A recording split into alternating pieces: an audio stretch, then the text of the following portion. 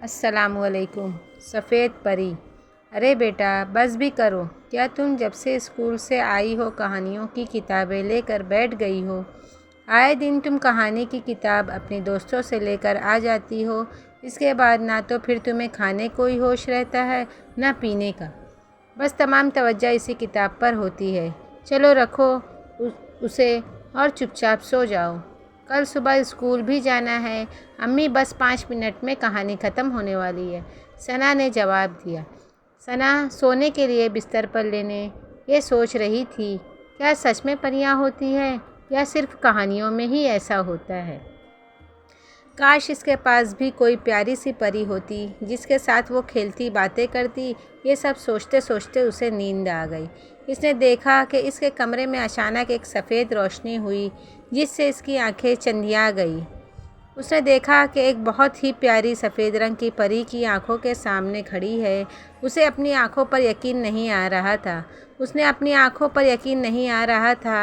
نے اپنی آنکھوں کو دوبارہ مسل کر دیکھا تو پری نے کہا، ثنا میں سچ میں پری ہوں، تم ہمیں اتنا پسند کرتی ہو تو کیا ہم تم سے ملنے بھی نہیں آ سکتے؟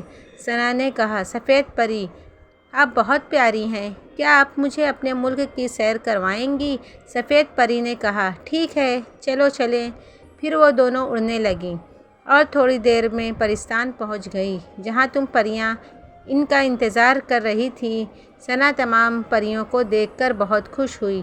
اسے ہری، پیلی، نیلی، کالی، لال غرض تمام رنگ کی پریوں سے مل کر بہت مزہ آیا۔ اتنے میں اس کی ملکہ پری بھی آ گئی، جس رنگ کی پری تھی۔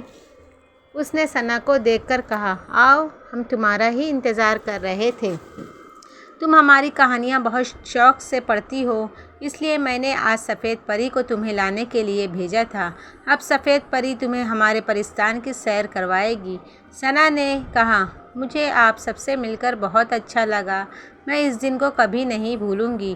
اتنے میں سفید پری نے کہا، چلو سیر کو چلتے ہیں، پھر تمہیں گھر بھی چھوڑنا ہے، کہیں صبح نہ ہو جائے۔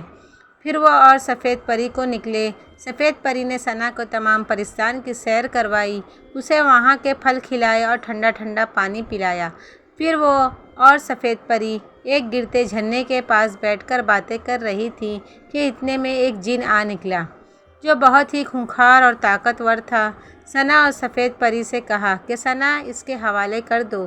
سفید پری نے کہا، نہیں یہ میری مہمان ہے اور میری دوست ہے۔ جن ہنسنے لگا اور کہنے لگا، کیا پریوں کی بھی کبھی انسانوں سے دوستی ہو سکتی ہے؟ اور آگے بڑھ کر ثنا کو کھینچنے لگا۔ ثنا نے کہا، کچھ نہیں، اس نے ایک برا خواب دیکھ لیا تھا۔ تو امی نے کہا ہوگا، کوئی پریوں کا خواب سارا دن بس وہی، اور اب خواب میں بھی چلو، اب جلدی سے ناشتہ کرنے آؤ۔ ثنا نے کہا، جی، اور پھر خواب کے بارے میں سوچنے لگی کہ کتنا اچھا خواب تھا۔ اتنا کہہ کر اس نے جلدی دوسری طرف نظر گھمائی، وہاں اسے اپنی کہانی کی کتاب سفید پری نظر آئی، جسے دیکھ کر وہ مسکرائی اور پھر چل دی۔